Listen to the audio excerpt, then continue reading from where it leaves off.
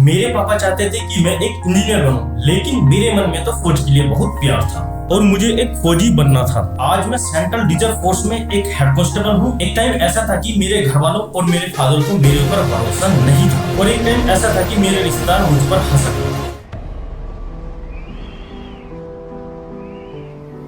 Hello friends, मैं HM Amit Pal Singh अपने students को अपने life struggle and job journey के बारे में बताने जा रहा हूँ। मैं बहुत अच्छे से जानता हूँ कि बहुत सारे स्टूडेंट्स मेरी स्टोरी से रिलेट करेंगे, क्योंकि आज से कुछ टाइम पहले मैं भी आपकी तरह एक स्टूडेंट रह चुका हूँ और मेरी लाइफ भी आप स्टूडेंट्स के जैसी ही थी। सभी की लाइफ में कठिनाइयाँ रहती हैं, क्योंकि कठिनाइयाँ आपको तरासती है। मैं भी अपने फ्यूचर के बारे में बहुत सोचा। मुझे भी डर लगता था कि मेरी फौज में नौकरी लगेगी कि नहीं, और अगर मेरी नौकरी नहीं लगी तो क्या होगा। पर आप लोग यकीन मानना, जैसे कि आज मैं एक हेड कांस्टेबल हूँ और उसी तरह आप भी आने वाले टाइम में एक अच्छी पोस्ट पर पहुंच चुके होंगे। और जो मेरी जॉब पाने की पूरी जर्नी थी उसको जानने के लिए शुरू से शुरू करते हैं। ये बात 2007 की है और ये साल मेरे लिए काफी जरूरी भी। वो वक्त था जब मैं स्कूल की 7वीं कक्षा में था। 2007 में मैंने पहली बार सोचा कि मैं बड़ा होकर क्या बनूंगा, और जो जवाब मेरे दिमाग में आया वो था फौजी बनना। क्योंकि मैं यूपी के एक छोटे से गांव का रहने वाला हूं और आप सभी को पता होगा कि गांव के अधिकांश बच्चे फौज में जाना चाहते हैं। जब 2007 में मैंने फौजी बनने के बारे में सोचा, उस टाइम मेरे घर की हालत ठीक नहीं थी, जिसकी वजह से वर्ष 2010 में जब मैंने 10वीं की परीक्षा दी, उस वर्ष मैंने कॉलेज टॉप किया और मैं अपने बनाई गई रास्ते पर चलता रहा। और मैट्रिक की परीक्षा पास करने के बाद ही मेरे पापा ने मुझसे कहा कि तुमको 12th के बाद इंजीनियरिंग करनी है। और पापा की बात पर हम गाँव के बच्चे एक सवाल भी नहीं करते हैं, और मैंने भी ऐसा ही किया। मैंने जी पापा जी बोलकर उनकी बात मान ली, क्योंकि अभी मेरे पास 2 साल का वक्त था। तो मैंने सोचा शायद पापा का मन बदल जाएगा, और इसी आस में मैंने 12वीं की परीक्षा भी अच्छे नंबरों से पास कर ली। घर के लोग बहुत खुश थे, लेकिन मैं सोच रहा था कि अब आगे क्या होने वाला है। और मुझे जिस बात का डर था वही हुआ। पापा ने कहा तुम इंजीनियरिंग कॉलेज में अपना नाम लिखवा लो। मेरी माँ तो मेरी बातों को समझ पा रही थी, पर मैं अपने पापा को कुछ बोल नहीं पा रहा था, क्योंकि मेरे पापा एक फार्मर थे और 2012 के वक्त एक फार्मर कुछ भी नहीं कमा पाता था। खेती करने की वजह से घर पर बहुत कम टाइम देते थे मेरे पिताजी, जिसके कारण हम लोग, मैं और मेरे 4 भाई बहन पापा के साथ ज्यादा घुल मिल नहीं पाए, और पापा को हम अपनी मन की बात नहीं बता पाए, क्योंकि मेरी मम्मी समझती थी कि मुझको इंजीनियरिंग नहीं करनी है।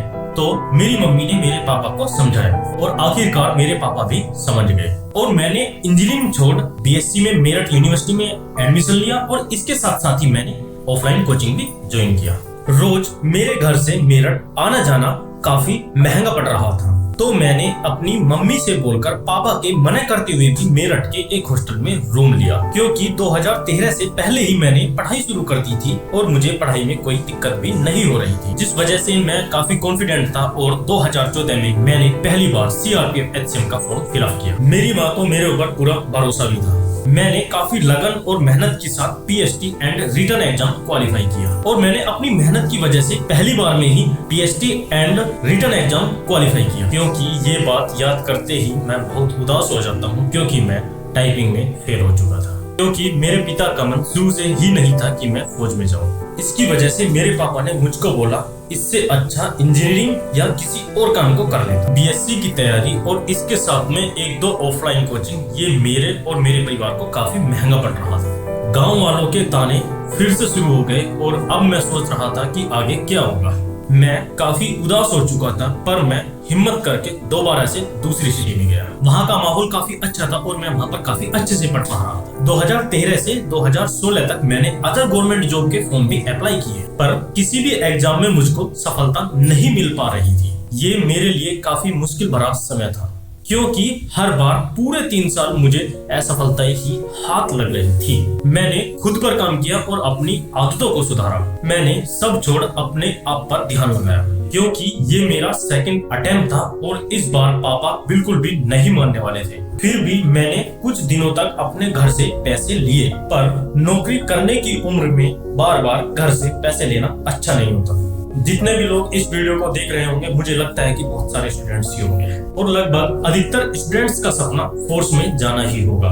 हमारे देश का हर जवान कभी न कभी फोर्स में जाने के लिए सोचता होगा, और उनमें से अधिकतर स्टूडेंट्स गांव के ही होते हैं। थोड़े टाइम बाद मैंने अपने घर से पैसे लेना बंद कर दिया और मैंने एक छोटे से कोचिंग में पढ़ाना स्टार्ट किया।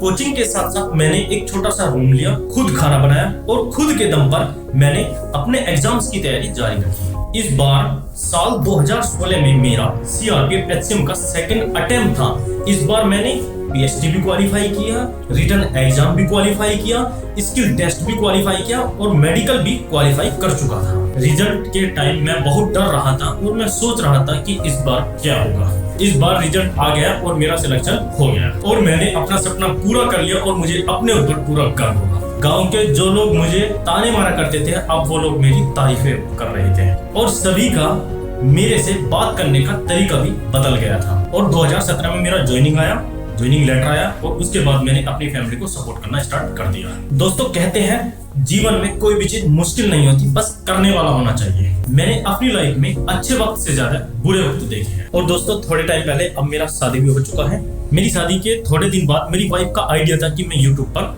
अपनी वीडियो बनाऊं और मैं अपनी नॉलेज को बाकी स्टूडेंट्स के साथ शेयर करूं। और अब मेरे छोटे भाई बहन भी गवर्नमेंट जॉब की तैयारी कर रहे हैं। दोस्तों मैं आप सभी का अब ज्यादा समय न लेते हुए यही कहना चाहूंगा कि आप जिस फील्ड में भी काम कर रहे हैं पूरी लगन व मेहनत से लगे रहें, अपने काम से कभी मत भागो।